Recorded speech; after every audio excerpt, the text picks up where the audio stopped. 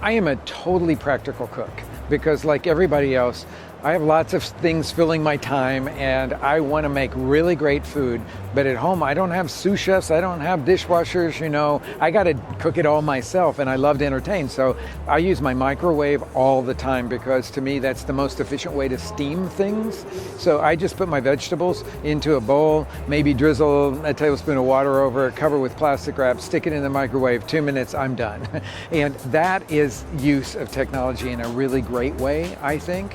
The other thing that I don't ever shy away from is the use of an induction burner. And a lot of people don't understand the technology, but what they can understand is the fact that you can bring a pot of water to a boil in just a couple of minutes because it's such efficient use of the electrical charge that is creating that heat that's there. And I love, love, love the induction technology. So those are two pieces of equipment that I think people kind of like ignore or don't even think about, or they think about the microwave as a way to heat up leftovers. I actually don't even think it's a very good way to heat up leftovers, but I think it's an amazing way to steam things and to do some basic cooking that would get you further along quicker.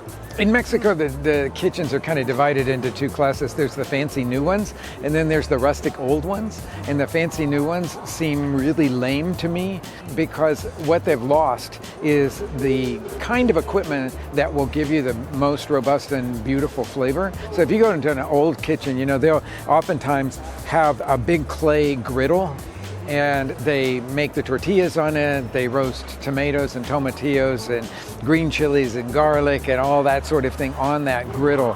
And what you get, whether you're using clay griddle or a metal griddle, is this slight char and sweetness that comes out from roasting like that. It's all dry roasting. So a griddle is an essential piece of equipment for me. The second thing that is really used a lot in a traditional kitchen, and a lot of modern kitchens in Mexico don't even have them, is a mortar.